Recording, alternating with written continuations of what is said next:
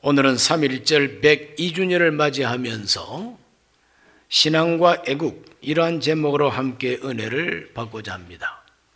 사도 바울은 기독교를 유대나라 한 모퉁이의 신흥종교, 이단 종교로 이렇게 좁아질 수 있는 이 기독교를 온 세계의 종교로서 높이는, 그 세계화에 성공시키는 그 위협을 달성한 사도입니다.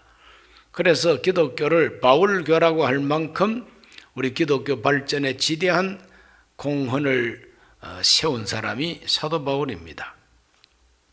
유대인들이 믿고 절대적으로 따르고자 하는 율법보다도 예수 그리스도가 하나님의 아들, 하나님의 메시아로 오셔서 주신 이 복음이 율법보다 더 중요하다고 하는 것을 가르쳤습니다. 그러다 보니까 유대인들은 바울을 미워합니다. 사도 바울의 선교를 가장 적극적으로 박해하고 방해하고 가로막았던 사람들이 유대인들입니다. 그래서 고린도후서 11장 24절에서 25절을 보면은 유대인들에게 40에서 하나 감한 매를 5번이나 맞았으며 3번 태장으로 맞고 1번 돌로 맞고 3번 파선하고 1주야를 깊은 바다에서 지냈으며 그랬어요. 유대인들에게 40에 하나 감한 매를 5번이나 맞았어요. 하나 감하지 않았으면은 200대를 맞았겠지만 하나 감해주니까 195대를 맞았어요. 저는 군대 생활하면서 이렇게 빠따를 맞아봤는데 무척 아픕니다. 근데 내가 군대에서 맞은 빠따는 아무것도 아니고 바울이 40에 하나 감한 매를 맞았다는 그 매는 정말 아프답니다. 저는 안 맞아봐서 체험은 못했습니다. 태장으로 3번 맞았다. 태장은 더 큰 몽둥이를 가지고 때리는 것이겠죠. 그리고 돌에 맞았다 그랬어요. 그래서 사도행전 읽어보면 돌에 맞아서 죽은 줄 알고 버리고 갔는데 하나님이 죽지 않게 하시고 다시 일어나게 해주셨다고 성경은 말하고 있어요. 이렇게 유대인들은 가는 곳곳마다 바울의 선교를 가로막고 박해하고 그리고 테러를 가하고 바울을 암살하겠다고 하는 암살단까지 조직했던 것이 유대인들입니다. 그런 정도로 박해를 받고 미움을 받아도 바울 마음속에는 자기 동족과 자기 민족과 자기 나라를 사랑하는 마음 변함이 없습니다. 오늘 읽은 본문의 말씀 로마서 9장 1절로 3절을 다시 한번 읽어봅니다. 내가 그리스도 안에서 참말을 하고 거짓말을 아니하노라. 나에게 큰 근심이 있는 것과 마음에 그치지 않는 고통이 있는 것을 내 양심이 성령 안에서 나와 더불어 증언하노니 나의 형제 곧 고륙의 친척을 위하여 내 자신이 저주를 받아 그리스도에게서 끊어질지라도 원하는 바로라 그랬습니다. 내가 저주를 받을지언정 내 동족, 내 친족, 내 가족 구원받기를 바란다는 겁니다. 로마서 10장 1절이 그걸 말하고 있습니다. 형제들아 내 마음에 원하는 바는 하나님께 구하는 바는 이스라엘을 위함이니 곧 그들로 구원을 받게 함이라. 내 동족, 내 친족 이스라엘이 구원받기를 원하는 것이 사도 바울의 간절한 소망이요 마음에 그침없는 고통이라 그랬어요. 왜 고통합니까?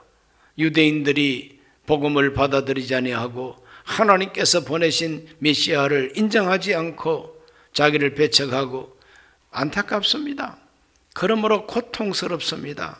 제발 좀 회개하고 바로 깨달았으면 좋겠는데 그래서 그들로 하여금 구원받게 해주시기를 간절히 하나님께 기도하는 그런 기도가 바울의 기도요 그것이 바로 진정한 애국심이었던 것입니다.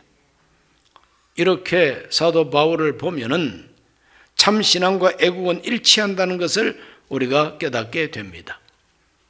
참된 신앙과 애국은 일치한다. 같이 간다는 겁니다.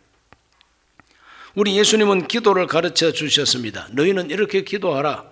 예수님이 가르쳐 주신 기도 속에 뜻이 하늘에서 이루어진 것 같이 땅에서도 이루어지이다 라고 기도하라 그랬어요. 하늘에서 이루어진 뜻이 있습니다. 예정하신 뜻이 있고 하나님이 계획하신 뜻이 있고 본래부터 기본적으로 하나님이 원하시는 뜻이 있습니다.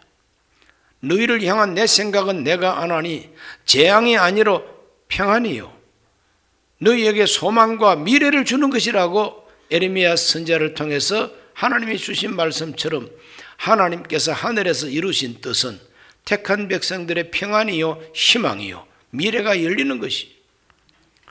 그리고 하나님은 정의로운 법을 만드시고 그 백성들이 살아가는 이 세상에 하나님의 정의가 하나님의 평화가 이루어지기를 하나님은 다 계획하고 계신데 그 뜻이 땅에서 이 나라에 내 나라에 이루어지기를 기도하고 또 그걸 위해서 힘쓰고 노력하고 참여하고 솔선수범하는 것이 애국이라는 것이죠. 102년 전 1919년 3월 1일 그때 우리 대한민국 국민들은 약 1700만 가까이 됐다고 합니다. 그 1700만 가까이 되는 바로 그 국민들 10분의 1 이상 200만 이상이 약 한 달, 두 달 동안에 전 세계적으로 곳곳마다 한국인이 있는 곳에는 만세를 부르면서 일본의 억압 통치, 무단 통치, 식민지 통치에서 해방받기를 소망합니다. 비폭력으로 저항운동을 했던 것입니다. 단군 이래 최대의 국민 결집이요 단합운동이었습니다. 단군 이래 지금까지라도 이렇게 거대한 민중운동이 일어난 적이 없는 것입니다. 그렇게 함에도 불구하고 이 3.1운동의 열매는 현실적으로 미약했습니다. 왜 그랬는가 하면은 1차 세계대전이 끝난 지 얼마 안 돼요. 그 1차 세계대전에서 일본은 영국과 함께 동맹을 맺고 성전국이 되어 있습니다. 전쟁에서 이긴 나라가 되어 있습니다. 그러므로 이 세계 여러 강한 나라들이 일본을 무시할 수가 없습니다. 그래서 일본이 우리를 강점하고 폭압 정치를 일삼는 걸 알면서도 그 일본을 어찌할 수가 없는 것이죠.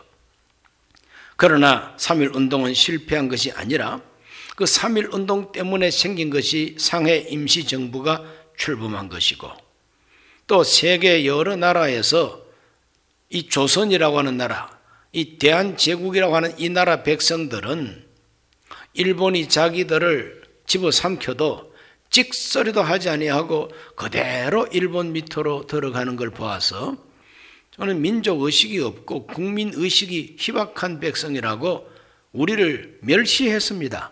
그런데 3.1운동이 일어나니까 무시할 수 없는 국민이다. 그때부터 대한민국 국민들을 존중히 여기게 되는 것입니다. 이게 얼마나 큰 열매인 것입니까?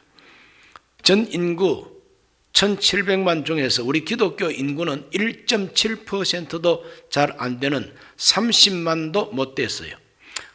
1.7%밖에 안 되는 이 기독교가 민족 대표 33인 중에서 16명이나 우리 기독교 지도자들이 민족 대표가 됩니다. 3.1운동 하는 중에 가장 인명피해, 재산 피해가 컸던 단체도 기독교회입니다. 기독교 젊은 청년들이 태극기를 제작하고 그걸 보급하고 독립선언서를 만들어서 나누어 주고 보급하고 하는 이 모든 일을 교회 조직을 통해서 기독교가 아주 깊이 참여하게 된 것입니다. 독립운동했던 많은 선각자들 대다수가 다 기독교인들입니다.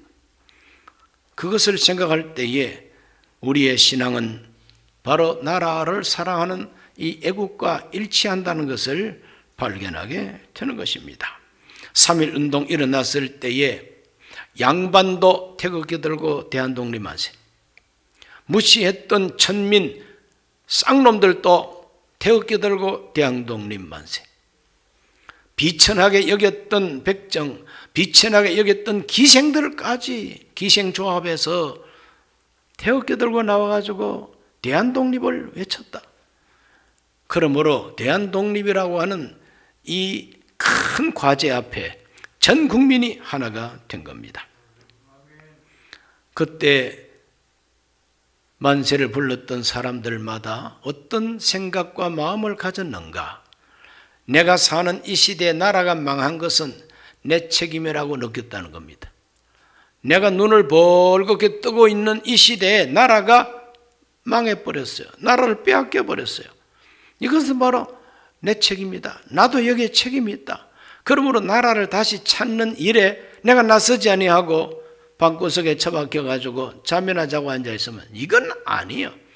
그러므로 나도 책임이 있으니 나라를 찾는 운동에 참여해야 되겠다. 그리고 나와가지고 태극기를 흔들며 대한독립만세를 외쳤다는 것은 하나님 앞에서 전 민족이 회개하고 참회하는 고해성사였다고 평가하기도 합니다. 전 민족적인 고해성사였다. 우리가 그동안에 잘못 살아왔구나. 무책임하게 살아왔구나. 그리고 나라 그럴 때 조선은 조선 왕의 나라요. 대한제국은 황제의 나라, 귀족들의 나라, 양반들의 나라지 내 나라가 아니라고 생각을 했다는 겁니다. 그러나 나라를 빼앗기고 보니까 이것이 내 나라였구나. 내가 나라를 빼앗겼구나. 이런 국민의식이 살아났다는 거죠. 죽어있던 국민의식이 3.1운동을 통해서 살아난 것은 전 민족의 부활 사건이라고 평가합니다. 죽었다가 살아났어. 의식이, 생각이 죽었다가 살아났다.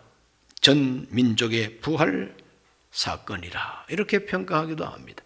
그러므로 이 3.1운동은 대단한 열매를 맺었던 것입니다. 독립운동에 참여했던 수많은 대표자들과 그리고 독립운동하다가 체포된 사람들이 취조를 받을 때 누가 시켰느냐고 물으면 하나님이 시켰다고 대답을 했다는 거예요.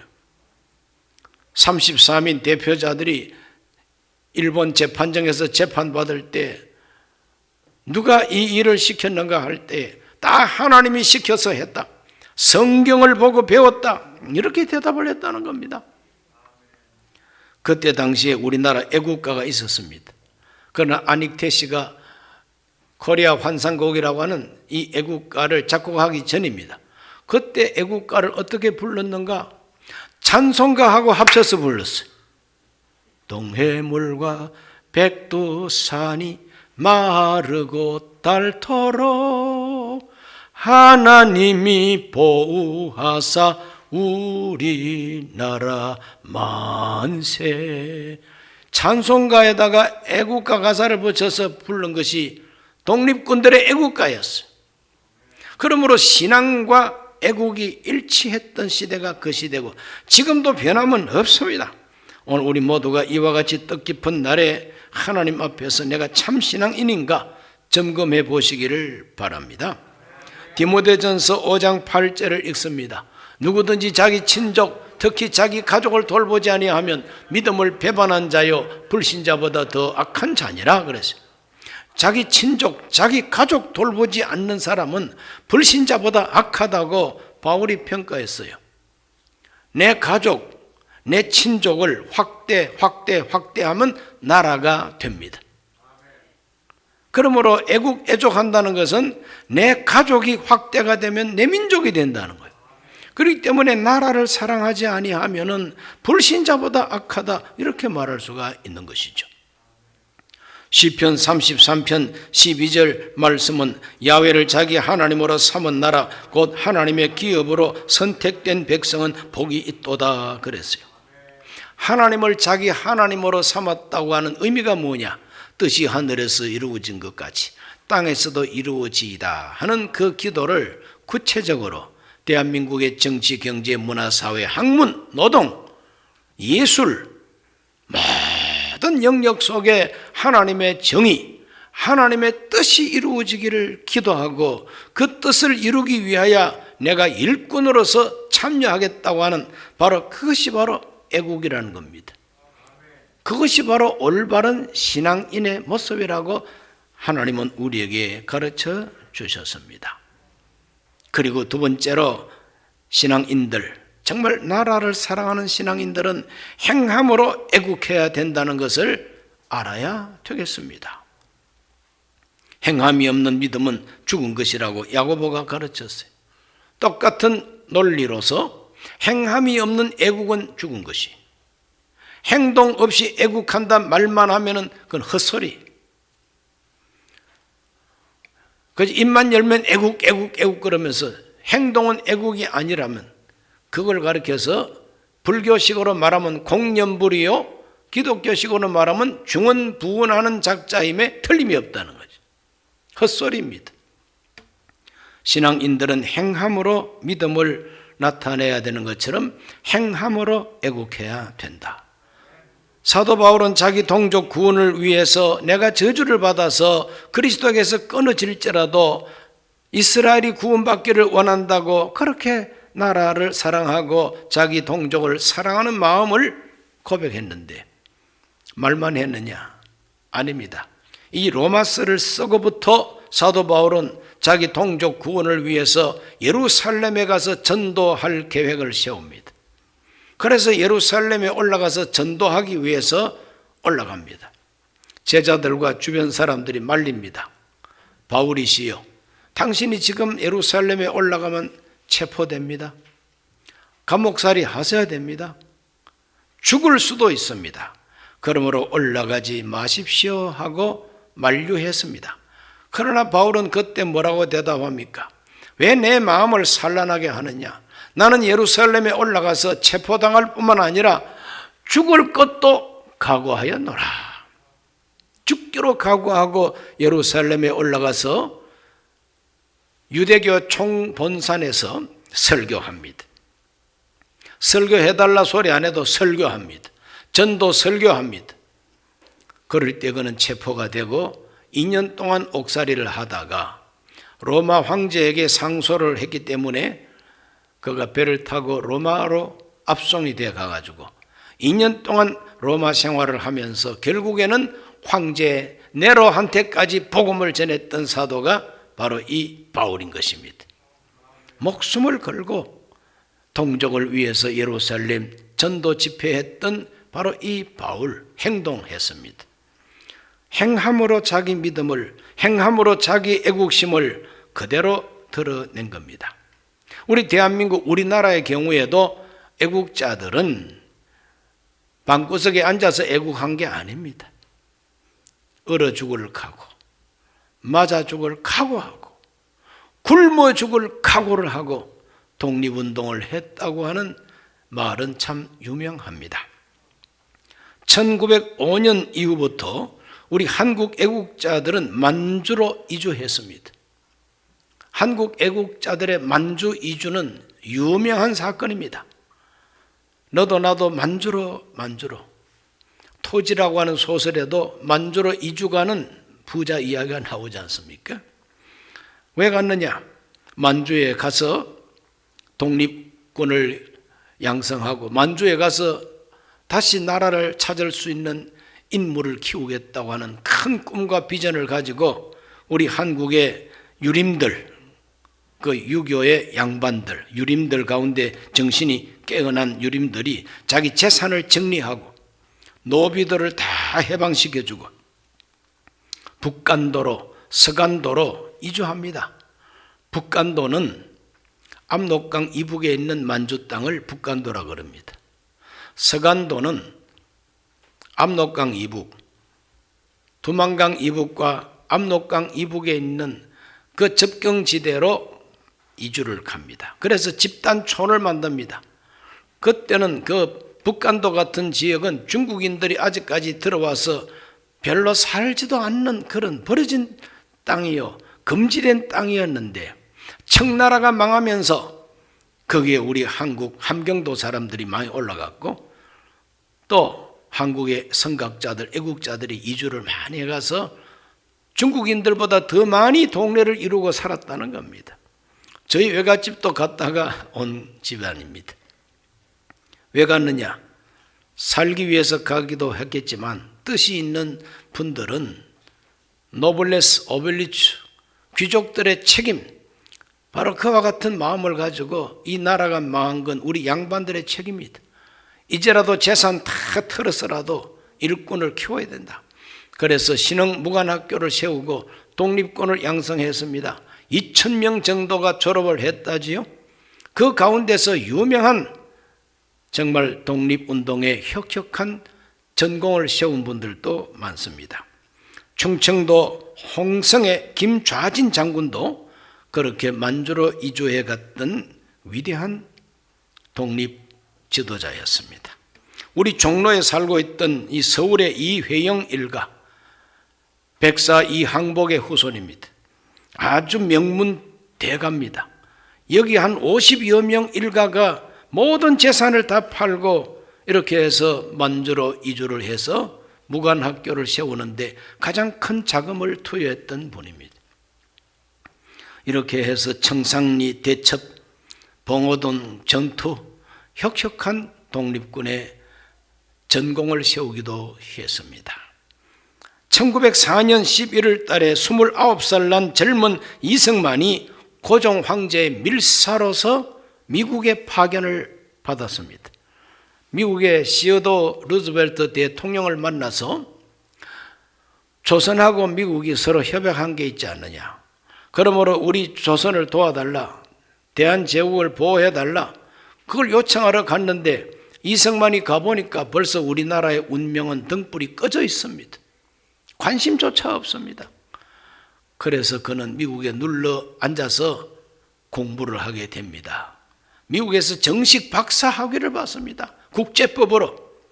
그곳에서 뛰어난 민주주의 정치 그리고 그 철학, 나라를 경영하는 방식을 거기서 다 배우고 실제적으로 목격하게 됩니다. 무엇보다도 기독교적 가치관을 가지고 미국이 세워졌다는 걸 알고 독실한 크리스찬이 됩니다. 그래서 그분이 해방 이후에 이 나라에 들어와서 정말 어려운 가운데서 온갖 암살의 위기를 넘겨가면서 세운 나라가 현대 대한민국이에요. 누가 뭐래도 그분이 이 나라 건국 대통령인 것입니다. 그가 세운 이 대한민국 헌법은 바로 기독교적 가치관을 가지고 미국식 자유민주주의 체제를 그대로 받아들이는 헌법을 가지고 이 나라가 출범하게 된 것입니다. 그러므로 행동으로 애국해야 되는데 오늘날 이 시대에 행동으로 애국하는 게 뭡니까? 길거리에 있는 쓰레기라도 주워서 스스로 치우는 것도 애국이에요. 가난한 이웃을 그리고 노약자들을 또는 노숙자들을 돕는 이 자체도 애국입니다. 젊은이들을 위해서 장학금을 내놓고 젊은이를 일꾼으로 키우는 것도 애국하는 것이죠. 무엇보다 전도해서 한 사람이라도 더 많이 예수 그리스도의 사람, 하나님 나라 사람이 되게 하는 것도 애국운동입니다. 사도 바울의 애국운동은 바로 전도운동이었습니다. 그렇게 하다가 나라의 지도자들이 잘못하면 그 잘못하는 것에 대해서 비판하고 잘못하는 것에 대해서 지적하는 것도 애국운동인 것입니다. 흔히 이런 말을 하죠. 목사님이 교회에서 설교할 때 왜 정치 이야기를 하느냐? 듣기 싫다.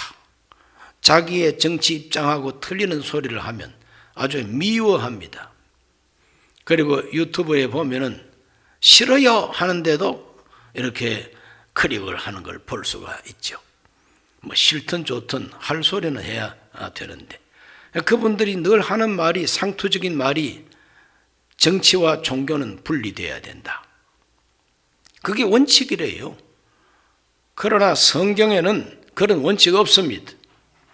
우리 대한민국 같은 경우에 언제부터 정교 분리 원칙을 이렇게 말하게 됐느냐 하면은 일제시대에 선교사님들이 정교 분리 원칙을 우리 한국 목사들에게 가르쳤습니다. 왜 가르쳤느냐? 미국과 일본이 좋게 지내야 되는데 한국 기독교 목사들이 자꾸 독립운동을 하면은 미국하고 일본이 서로 난처하게 되니까 그래서 미국에서 행정적인 공문을 어떻게 보냈느냐? 조선 사람들한테 사회적인 그런 가치, 사회적인 그런 운동을 가르치지 말라 그랬어요. 예수 믿고 천당 가는 것만 가르치라 그랬어요. 그래서 정교 분리 원칙을 선교사들이 가져와 가지고 한국 목사들 성도들에게 그 일본이 통치하는 것 때문에 너무 괴로워하지 말고 참다 보면 다 좋은 날이 온다 이러면서 정교 분리 원칙을 가르쳤거든요. 일본은 그걸 냉큼 받아가지고 맞다, 여시 조선징들 선교사님들 말 들어 정교 분리야, 독립운동하지 마, 이렇게 된 것이 바로 정교 분리인 것입니다. 그렇다고 해서 뭐 독립운동을 안 합니까? 기독교가 독립운동에 앞장섰지요. 아무리 정교 분리 그걸 말해도 쓸데없어요. 할 사람은 하게 되어 있는 것입니다. 우리나라가 이제 해방 이후에 나라가 건국할 당시에는 이승만 초대 대통령은 기독교가 목사들까지라도 국회의원 되는 걸 장려했습니다. 그래서 기독교 교인들이나 목사들이 정치에 참여하는 것은 제사장처럼 애언자처럼 왕과 같이 이 나라 운영에 참여하는 것은 잘하는 것이라고 권장을 했어요. 그래서 대한민국 관보 제1호 1페이지에 이윤영 목사님의 기도로부터 시작한 나라가 대한민국입니다. 그러나 이제 박정희 군사정권이 되면서 박정희 대통령이 유신 정권을 만들어 가지고 자기들의 비전과 자기들의 그 목표를 달성하기 위해서 교회에서 똑똑한 신학 박사들과 목사들이 민주화 운동한다고 자꾸 명동에서 모이고 어디서 모이고 학생들 막 길거리에서 데모하고 하니까 정교 분리 원칙을 딱 내놓고 아무 소리 하지 마시오 이렇게 된 겁니다. 아무 소리 하지 말라고 하는데도 무슨 소리 하면은 시꺼먼 찝차가 와가지고 잡아가가지고 남산으로 끌고 가가지고 물고문도 하고 두들겨 패기도 하고 뭐 그랬다고 합니다. 저는 안 맞아봐서 모르겠습니다. 그러나 저는 그때 개척교회 하면서 체험을 했습니다. 무엇을 체험했느냐? 아니 경찰서에서 형사가 나와가지고 내 설교를 다 베끼고 적고 앉아 있습니다. 우리 교회 어떤 교인도 그렇게 열심히 내 설교를 안 베껴요. 그런데 형사가 와서 베껴요. 혹시라도 유신 정권에 대해서 비판하는지, 긴급 명령 구호에 저촉되는지 그거 따진다고 그냥 적고 앉아 있는 거죠. 저는 그때는 뭐 정치 감각이 없으니까 그냥 순수하게 복음만 전했습니다. 그래서 한 번도 끌려간 적은 없습니다만은 그러나 잡혀가가지고 맞고 나온 사람들도 있다고 들었습니다. 그때도 정교분리 원칙이요. 그러나 그 정교분리 원칙을 막 주장한다고 민주화 운동 안 했습니까? 목사님들이 감옥에 가고 고문을 받아가면서도 민주화 운동에 참여한 목사님 신학자들 많습니다. 세월이 흐르고 보니까 정교분리 원칙 때문에 독립운동하지 못한 목사들은 등신 취급을 받고 매를 맞아가면서도 독립운동한 목사님들이 오히려 높임을 받죠. 박정희 대통령이 유신 정권 유지하려고 찍소리 하지 마 그럴 때 찍소리 안 한 사람들은 핫바지들이고 민주화 운동을 열심히 한 목사님들은 칭찬을 받고 요즘은 뭐 연금까지 받는다고 하는 소리가 있어. 세월이 이렇게 입장을 바꿔놓고 있죠. 성경 자체가 정교 분리 원칙을 말하지 않습니다. 모세를 비롯한 모든 선지자들은 다 정치적인 선지자였어요. 왕이 잘못하면 왕을 꾸짖습니다. 백성이 잘못하면 백성 회개하라 그럽니다. 그것이 선지자예요. 그러므로 성경적으로 정교 분리 원칙은 없다고 하는 걸 여러분 아시기를 바랍니다. 예수님 오기 전 BC 167년에서 164년까지 3년간 유대교의 제사장 마따디아 제사장 6아들 그 아버지와 함께 독립운동을 일으켰어요. 그래서 그 운동을 가리켜서 마카비 전쟁 또는 마카비 반란 운동이라고 합니다. 제사장들이 제사를 집행하는 것만이 아니라 칼 들고 창 들고 돌 들고 안티오코스 에피파네스 안티오코스 4세 군대와 전쟁을 했습니다. 피 터지게 전쟁을 했습니다. 그래서 3년 만에 예루살렘을 다시 빼앗았습니다. 성전을 다시 깨끗하게 하고 하나님께 봉헌합니다. 그것이 수전절이 되고, 요한복음 10장에 보면 예수님도 그 수전절 날 예루살렘에 가서 누구든지 목마르거든 내게로 와서 마시라. 나를 믿는 자는 그 배에서 생수의 강이 흘러나리라. 그렇게 말씀하신 그 명절이 바로 수전절이었던 것입니다. 그렇기 때문에 때로는 주의 종들이 독립운동을 할 수도 있는 것이고, 총 들고 독립운동을 할 수도 있는 겁니다. 그 정도까지 할 수 있다는 것을 여러분이 이해하시기를 바랍니다. 그렇기 때문에 현 정권이 혹 뭐 잘못하는 게 있다 그럴 때에, 이거는 우리 기독교 가치관으로 볼 때 이건 아니다 싶을 때에 목사가 거기에 대해서 설교할 때에 시험 들지 말게 되시기를 바랍니다. 나라가 잘못되어 감에도 불구하고 찍소리도 하지 않는 그런 비겁한 파수꾼들을 향해서 이사야 56장 10절로 12절은 이렇게 말합니다. 이스라엘의 파수꾼들은 맹인이요 다 무지하며 벙어리 개들이라. 짖지 못하며 다 꿈꾸는 자들이요 누워있는 자들이요 잠자기를 좋아하는 자들이니 이 개들은 탐욕이 심하여 족한 줄을 알지 못하는 자들이요 그들은 몰지각한 목자들이라. 다 제 길로 돌아가며 사람마다 자기 이익만 추구하며 오라 포도주를 가져오리라. 우리가 독주를 잔뜩 마시자. 내일도 오늘같이 크게 넘치리라 하느니라. 나라가 범죄해서 하나님의 심판받을 직전인데도 불구하고 파수꾼으로 세운 제사장, 선지자, 나라의 관리들이 술이나 잔뜩 처마시고 짖지 못하는 벙어리 개가 돼가지고 아주 개 같은 파수꾼이 돼 있다고 선지자가 꾸짖고 있지 않습니까? 오늘 이 시대를 살면서 오늘 우리들은 내 믿음이 참 믿음인지, 참 믿음이라면 나라와 민족을 사랑해야 마땅하고 그 사랑하는 마음 가지고 자기 시대에 꼭 울부짖어야 할 소리가 있으면 울부짖어야 되고, 태극기를 흔들어야 할 집회가 있으면 나가서 흔들어야 되는 것이고, 저항해야 할 때가 되면 저항해야 되는 것이고, 이렇게 나라를 사랑하는 일에 참여해야 마땅한 것이죠. 102년 전에 우리 선조들은 참 담대하고 용감했습니다.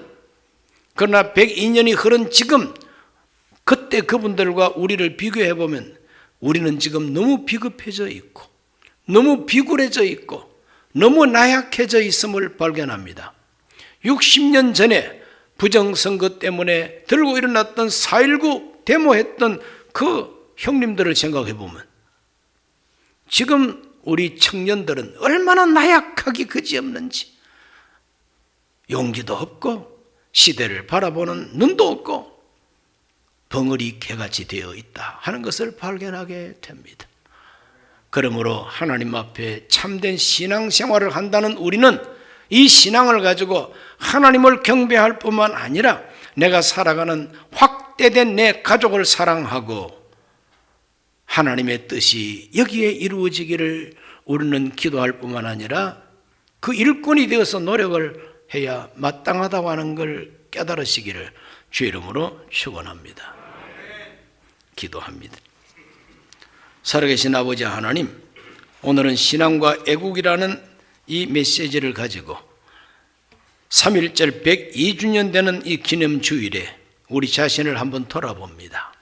우리 모두가 다 어떠한 태도로 하나님을 사랑하고 내 이웃과 내 나라를 사랑하는지 살펴보게 해 주옵소서. 예수님 이름으로 기도하옵나이다. 아멘.